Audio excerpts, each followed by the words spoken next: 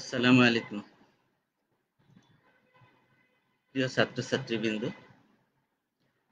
বরাবরের মতো আমি ডিজাইন অফ স্ট্রাকচার ষষ্ঠ পর্ব সিভিল ডিপার্টমেন্টের এই ক্লাসটি নিয়ে তোমাদের সাথে আজকের এই লাইভ ক্লাসে উপস্থিত আছি। তোমরা সবাই আমার পরিচয় জানো, তারপরে একবার বলে দিই, আমি মোহাম্মদ রেজাউল বাহার, ওয়ার্কশপ সুপার এবং head of the department civil, Barishal polytechnic institute, Barishal. প্রিয় শিক্ষার্থীবৃন্দ, এটা আমাদের লাইভ ক্লাস 6। গত ক্লাসটা মানে লাইভ ক্লাস 5-এ আমরা ইউএসডি মেথড শুরু করেছিলাম। রেক্ট্যাঙ্গুলার বিম ডিজাইন ইউএসডি মেথডের স্টেপগুলো শুরু করেছিলাম। আজকে বাকি যে স্টেপসগুলো আছে সেই স্টেপসগুলো আলোচনা করব।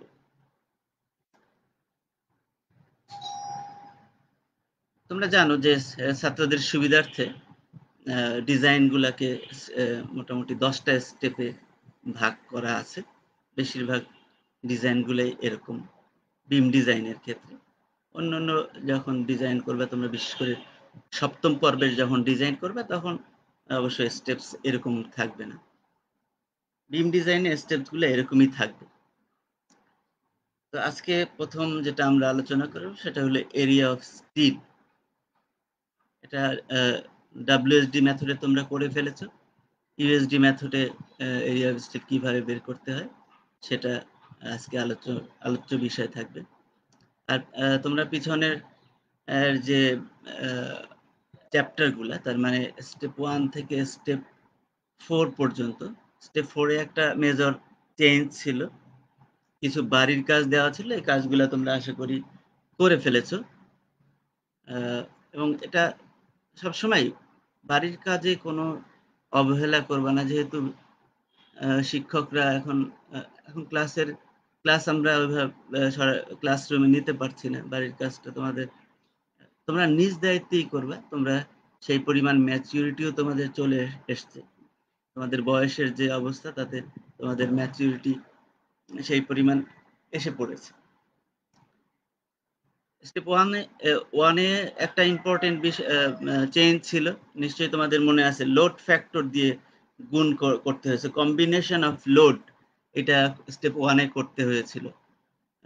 স্মরণ করো, কারণ এই অনুযায়ী যারা আমার সাথে চলছো পিছনে, যদি যারা আরো আগে আছো তারা তো খুব ভালো, যারা আমার সাথেও চলছো তারাও খুব ভালো মতো ডিজাইনটা ধরে ফেলবে। আর এটা বেসিক, ষষ্ঠ পর্বের যে ডিজাইনটা মানে ডিজাইন অফ স্ট্রাকচার 1, এটা বেসিক।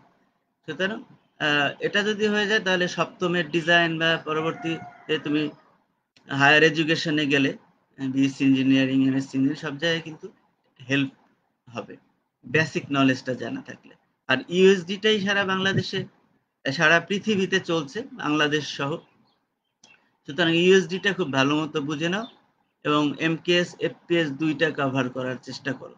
এটা এমকেএস এফপিএস এর শুধু কনভার্সনটা একটু জানলেই হয়, একটু বইগুলা দেখে নিবা তাহলে হয়ে যাবে।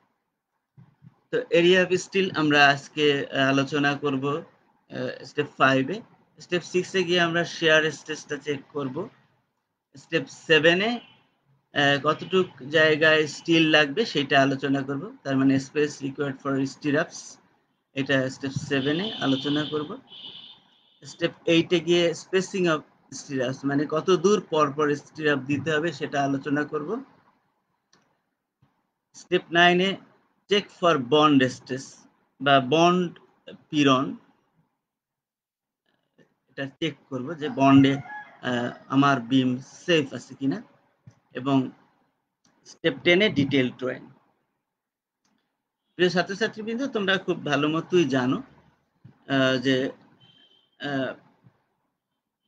সিটি কর্পোরেশন, পৌরসভা বা যারা প্ল্যানগুলা পাস করে, ডিজাইন করার পরে প্ল্যান যে হয় সে পাস করে, সেখানে শুধু ডিটেইল ড্রয়িংটাই থাকে, ডিজাইনটা কিন্তু থাকে না। কিন্তু তোমরা বই ফলো করা না কারণে, যেহেতু তোমরা গাইড পড়ো, গাইডটা আসলে পরীক্ষায়, এটা তোমরা এসএসসিতেও করেছো, নোটবুক বা গাইড এটা সাথে রেখেছো আর টেক্সট বই পড়েছো। গাইডের ভিতরে পাস করার উপযোগী করে কিছু কথা থাকে, কিন্তু মূল কথা কিন্তু গাইডে থাকে না। আমি আমার প্রায় ক্লাসে এটা স্মরণ করায় দিই। আর আমি যখন ইনস্টিটিউট ক্লাস নেই তখন আমার ছেলেদেরকে অবশ্যই আমি যাতে তারা বই কেনে এবং বই পড়ে সেটা সবসময় উৎসাহ দিই, এবং তারা কেনেও। তোমার যে স্টেপ 10 এ এসে আমি যে কথাটা বলতে চাচ্ছি, যে ডিটেইল ড্রয়িংটা তোমার ডিজাইনের কিন্তু আউটপুট। তুমি যা ডিজাইন করছো তার আউটপুটটা হলো ডিটেইল ড্রয়িং। এটাই মানুষ দেখবে, এটা ইঞ্জিনিয়ার দেখবে, এটা ঊর্ধ্বতন কর্তৃপক্ষ দেখবে, এটা মিস্ত্রি দেখবে, এটা নিয়েই কাজ হবে। তুমি কেমনে স্টেপ 1 থেকে স্টেপ 9 পর্যন্ত আসছো এটা কেউই দেখবে না, ড্রয়িংটা দেখবে সবাই। সুতরাং এখানে একটা লং সেকশন এবং একটা ক্রস সেকশন বা বিভিন্ন বিমের জন্য যখন কলামে যাবা তখন কলামেরটা আসবে অন্য সপ্তম পর্বের। এই ড্রয়িংটাই ইম্পর্টেন্ট। ডিটেইল ড্রয়িং ছাড়া না প্ল্যান পাস হবে, না স্ট্রাকচার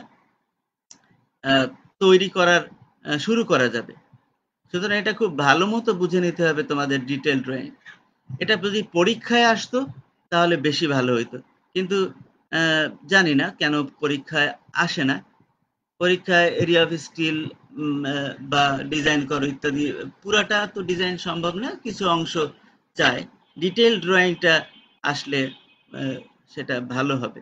তো অবশ্যই আমি আমার এই লাইভ ক্লাসে ডিটেইল ড্রয়িংটা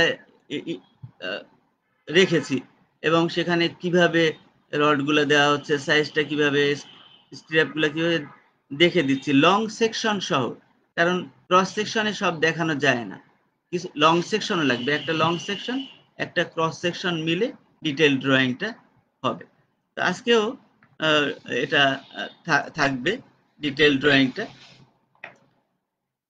তো পিছনে আমরা আলোচনা করেছিলাম WSD মেথডে, ইউএসডি মেথডে নোটেশনগুলা। তোমরা এগুলা সব রপ্ত করে ফেলেছো এক সপ্তাহের মধ্যে, এটা আমি আশা করছি। এরপরে স্ট্রেস ডায়াগ্রাম স্মরণ করো, এটা ভেরি ইম্পর্টেন্ট। তোমাদের বাড়ির কাজও দেওয়া ছিল 8 নম্বর এবং 18 নম্বর ফর্মুলা। স্ট্রেস ডায়াগ্রাম থেকে কিন্তু এটা আসবে। আগে ডায়াগ্রামটা ট্রায়াঙ্গুলার ছিল, পরে মোটামুটি এরকম শেপের ডায়াগ্রাম হয়। সেই জন্য স্ট্রেস ডায়াগ্রামটা চেঞ্জ হয়ে যাওয়ার কারণে এটা গত ক্লাসে সুন্দর মতোই তোমাদের দেখানো হয়েছে। আশা করি সবাই বুঝতে পেরেছো এবং বাড়ির কাজ করে ফেলেছো। এবং এই ফর্মুলাগুলা এখানে আলোচনা আসছিল।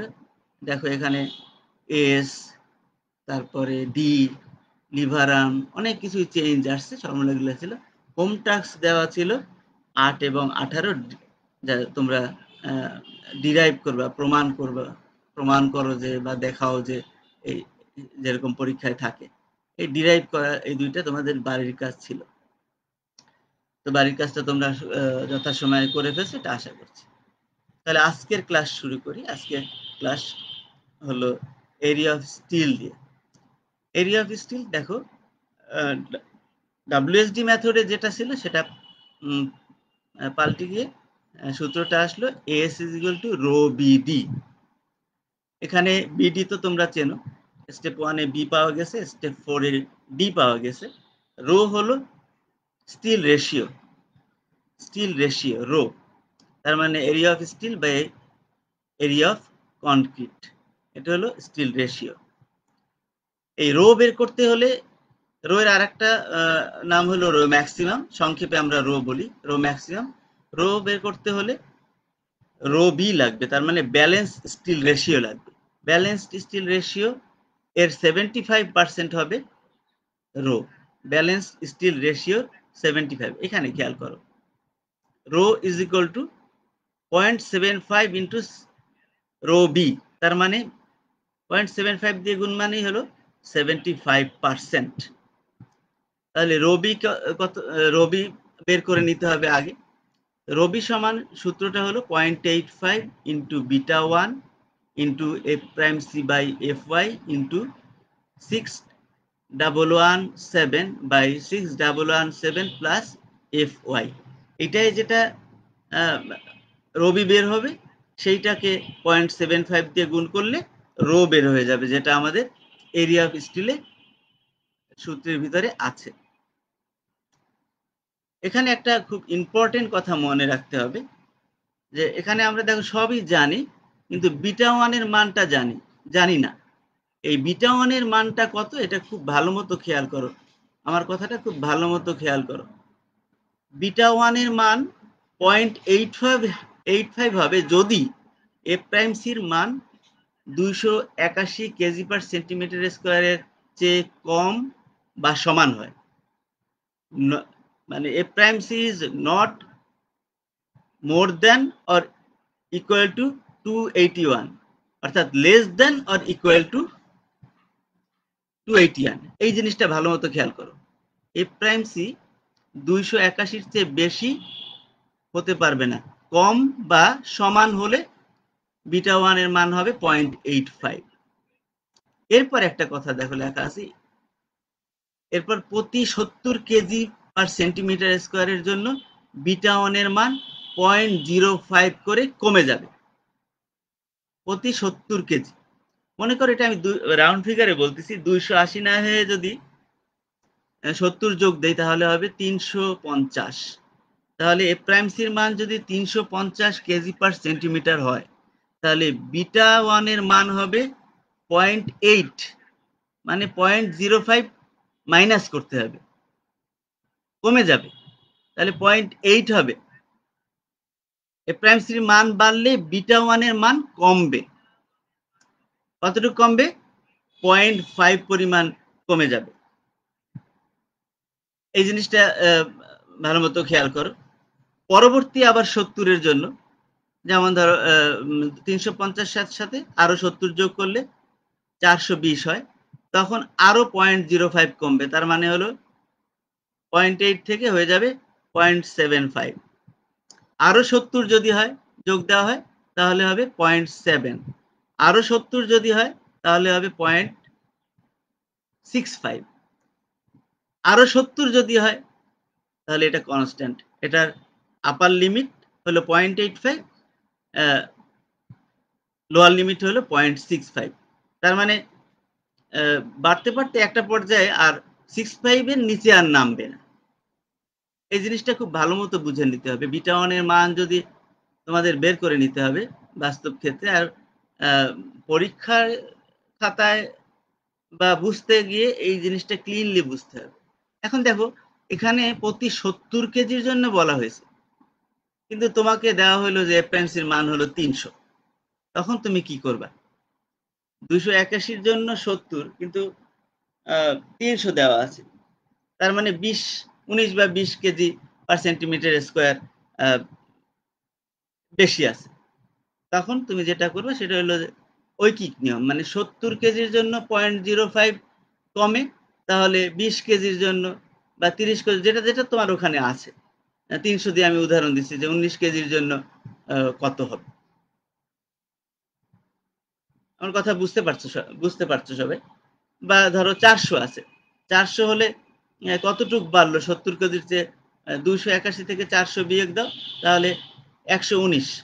তাহলে 70-এর জন্য কমে 0.05, তাহলে 119-এর জন্য কত কমে? জাস্ট ঐকিক নিয়ম, এটা খুব ভালো মতো মাথায় রাখতে হবে বিটা ওয়ানের মান বের করতে গেলে। এরপর আমরা যা নর্মালি করে থাকি সেটা হলো নাম্বার, কয়টা এরিয়া অফ স্টিল লাগবে সেইটা বের করব। সেটার জন্য আমরা অলরেডি ডাব্লিউএসডি মেথডে করে ফেলেছি, ডিজাইনও করে ফেলেছি। ওই একই পদ্ধতিতে তোমরা কয়টা বার লাগবে সেটা এখানে বের করবা। পিছনের কথাগুলোই আবার এখানে লিখে দেওয়া আছে। ডি এর মানটা স্টেপ 4-এ বের হয়ে আসছে, এখানে আবার তোমাদের মনে করাইয়ে দেওয়ার জন্য। তাহলে আমরা এখান থেকে যা, এটা উদাহরণস্বরূপ আমি 4টা বার এখানে দেখাইছি। 4-এর জায়গায় 5 হতে পারে, 6 হতে পারে, 7 হতে পারে। তবে জোরকে আমরা প্রাধান্য দেব, এটা মাথায় রাখবা, যে আমরা চেষ্টা করব যদি এক লেয়ারে বিশেষ করে রড থাকে তাহলে জোর সংখ্যা প্রাধান্য দেওয়া, জোর সংখ্যায় যাওয়ার চেষ্টা করব। রডের ডায়াটাকে বাড়িয়ে কমিয়ে জোড় সংখ্যায় যাওয়ার চেষ্টা করব। এখানে আমি ৪টা রড এই জন্য দেখাইছি। আর তোমরা জানো এগুলা স্টিরাপ, যেটা অ্যারো হেড দিয়ে দেখানো হলো। আর উপরের গুলা থাকে হ্যাঙ্গার বার। এটা রেক্ট্যাঙ্গুলার বিমে যেহেতু হয়েছে, এখানে নতুন কিছু নেই, শুধু সূত্রটা দেখো, সূত্র পাল্টায় গেছে। S is equal to rho BD, আর এখানে রো ম্যাক্স বা রো হলো 0.75 রো বি, যেগুলো আমি আন্ডারলাইন করতেছি, এটা বিশেষভাবে খেয়াল রাখবা। আর এই কথাটা বিটা 1 এর মান, এটা বের করে নিতে হবে তোমাকে, তোমার যে প্রাইমসি আছে সেই অনুযায়ী বের করে নিতে হবে। তাহলে এটা ছিল স্টেপ 5।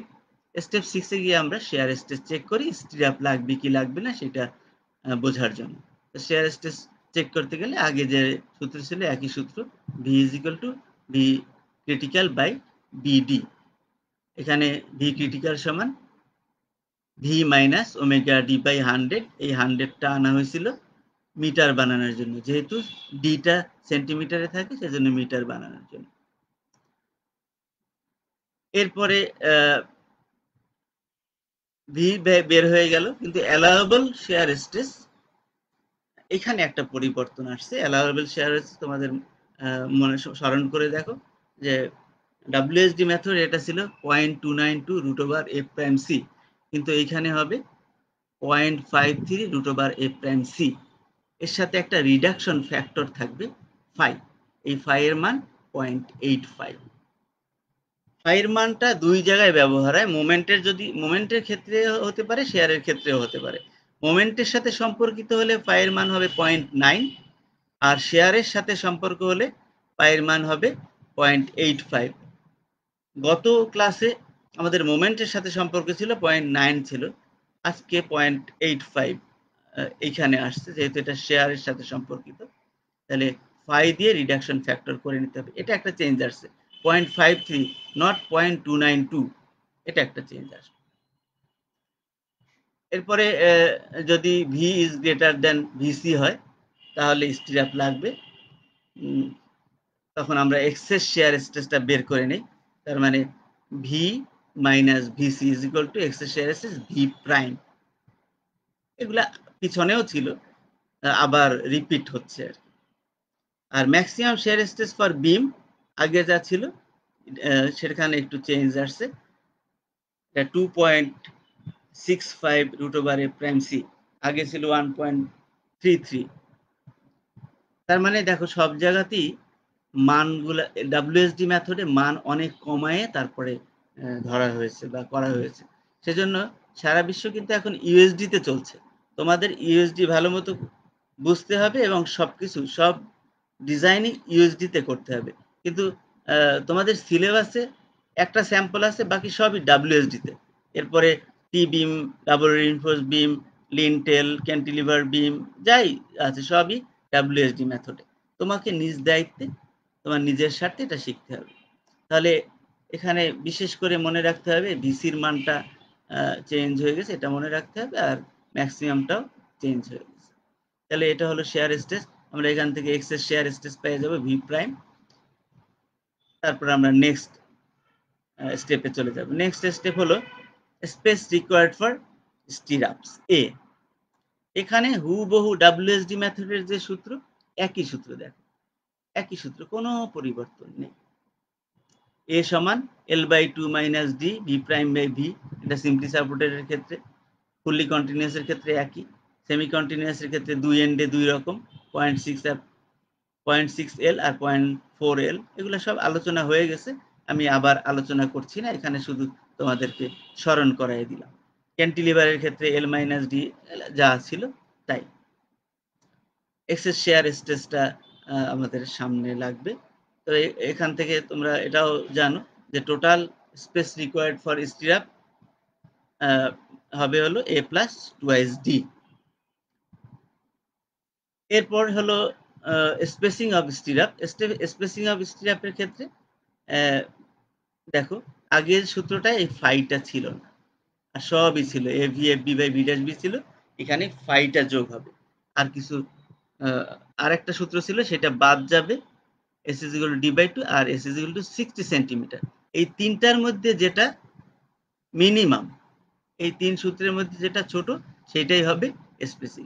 এখানে এই ফাই এর মানটা শেয়ারের সাথে সম্পর্কিত, এই জন্য ফাই এর মানটা হবে 0.85। এভি বের করার সূত্র তোমরা জানো, যে এটা স্টিরাপ যেটা ব্যবহার করব, সাধারণত আমরা 10 মিলিমিটার ডায়া বা স্টিরাপ হিসেবে ব্যবহার করি, তার ক্ষেত্রফল ইন্টু লেগ। লেগ WSD তে আলাপ করছিলাম, একই জিনিস। রিং স্টিরাপ হলে 2 লেগ, যদি ইউ স্টিরাপ হয় তাহলেও 2 লেগ, ডাব্লিউ হতে পারে 4 লেগ হতে পারে, 6 লেগ হতে পারে, 8 লেগ হতে পারে। এটা স্টিরাপগুলা কতগুলা রড লাগছে সেই অনুযায়ী কিভাবে বাঁধতে হয়েছে সেটার সাথে সম্পর্কিত। আর এই যে ফাই কথাটা, ফাই ইজ ইকুয়াল টু 0.85 কথাটা আবার আসলো। তাহলে আমার মনে হয় বুঝতে তোমাদের অসুবিধা নেই, যে আগেও 3টা সূত্র ছিল, তাহলে এখানে একটা সূত্র রিপ্লেস হয়ে গেছে এইটার দ্বারা, এস ইকুয়াল টু 60। এর বদলে আমাদের আগে ছিল এভি বাই 0.0015 বি, এইটা ছিল, সেটার বদলে এইটা। এই তিনটার মধ্যে যেটা ছোট হবে সেটাই হবে মিনিমাম স্পেসিং। এর এখানে তাহলে এই সূত্রটা বিশেষ করে খেয়াল রাখতে হবে, আর ফাইয়ের মানটা 0.85, এটা ডিফারেন্স আসছে মনেও রাখতে হবে। এরপরে আমরা বন্ড স্ট্রেস চেকে যাব। বন্ড স্ট্রেসের সূত্র হলো যা ছিল দেখো আগের মতোই আছে, V by sigma naught lever arm, JD কিন্তু লিভার আর্ম। তাহলে আমাদের এখানে লিভার আর্মটা কিন্তু ডি মাইনাস এ বাই 2, আমরা গত ক্লাসে আলোচনা করছি ডি মাইনাস এ বাই 2, বা এই এটা মূলত গত ক্লাসে আলোচনা হয়েছে। লিভার আর্মটা যে রেক্ট্যাঙ্গুলার শেপ হয় কনক্রিট জোনে, লব্ধি বলটা রেক্ট্যাঙ্গুলার শেপ হওয়াতে লব্ধি বলটা ঠিক মিডল দিয়ে যায়, সেজন্য ডি মাইনাস এ বাই 2 হয় হলো লিভার আর্ম। আর ফাইটা রিডাকশন ফ্যাক্টর হিসেবে একটা ফাই থাকবে এখানে। এই জিনিসগুলো ওখানেও ছিল, এখানেও। সিগমা নট হলো এন পাই ডি, এন হলো যে মেইন বার ব্যবহার করা হয়েছে তার সংখ্যা, নাম্বার অফ মেইন বার, আর ডি হলো ডায়া অফ মেইন বার, তাহলে এন পাই ডি বের হয়ে যাবে। আর লিভার আর্মকে আমরা জেডি ডাব্লিউএসডি তে বলছিলাম, জেডির জায়গায় just D minus A by 2টা রিপ্লেস করা হয়েছে, আর ফাই এর মানটা 0.85। ক্লিয়ার? আরেকটা পরিবর্তন এখানে আসছে, সেটা দেখো। ইউ অ্যালাওয়েবল আগে ছিল 3.23 root over F prime C by D, কিন্তু এখন হবে 6.39 root over F prime C by D. আসলে এটা ডিফর্ম বারের ক্ষেত্রে, আর তোমরা জানো যে এখন প্লেন বার আর ইউজড হয় না স্ট্রাকচারের ক্ষেত্রে, সব ডিফর্ম বার। এটা আদার দ্যান টপ বারের ক্ষেত্রে 6.39 ধরে অ্যালাওয়েবল বের করতে হবে। তা এরপরে দেখতে হবে যে ইউ বড় নাকি ইউ অ্যালাওয়েবল বড়। ইউ যদি ছোট হয় তাহলে সেফ বন্ডে, ইউ ছোট হতে হবে। অ্যাকচুয়াল বন্ড স্ট্রেস যেটা আমার বিমে তৈরি হচ্ছে তার চেয়ে অ্যালাওয়েবল বন্ড স্ট্রেসটা যদি বেশি হয় তাহলে বন্ডে সেফ। হোমওয়ার্ক তোমাদের যেটা থাকবে সেটা হলো স্টেপ 1 থেকে স্টেপ 9 সব ভালো মতো সূত্রগুলা মুখস্থ করবে, এবং 2 নম্বরে থাকবে সব স্টেপগুলাকে বুঝে, ইনক্লুডিং ডিটেল ড্রয়িং বুঝে, তোমাদের গাইড বই থেকে করার কথাই আমি বলবো, কিন্তু অনেকেরই বই নাই, বইয়ের আগ্রহও নেই। তো আবারও বলি, বই না পড়লে কিন্তু তোমরা ইঞ্জিনিয়ার হতে পারবে না। সুতরাং বই পড়ো, গাইড সাথে রাখো, গাইডটা সাথে রাখো, বই পড়ো। আমি একটা বইয়ের শুধু নাম লিখে দিয়েছিলাম, তোমরা চাইলে আমি আরো 5-7টা বইয়ের নাম দিতে পারবো যেগুলো বাংলাদেশে চলে, engineering college, engineering university, BUET, RUET, CUET, duet, সব জায়গায় যে বইগুলা চলে সেগুলা দেওয়া যাবে। আর সব জায়গায় একটা বই কমন চলে, সে বইটা আমি এখানে আগেই লিখে দিয়েছিলাম, আবারও লিখে দিয়েছি।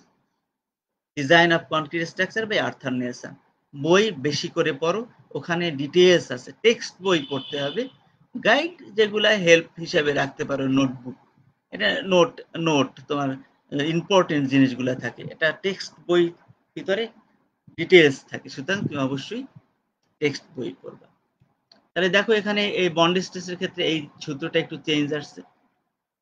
জেডিটা মানে লিভার আর্মটা চেঞ্জ হয়ে গেছে, এই সূত্রটাও একটা চেঞ্জ আসছে। ফাইয়ের মান 0.85, এটা একটা চেঞ্জ। আর ইউ অ্যালাউয়েবল, এটা এক সূত্রে চেঞ্জ আসছে। হোমওয়ার্ক তোমাদেরকে দেওয়া হলো, এটা করে ফেলবা সবাই।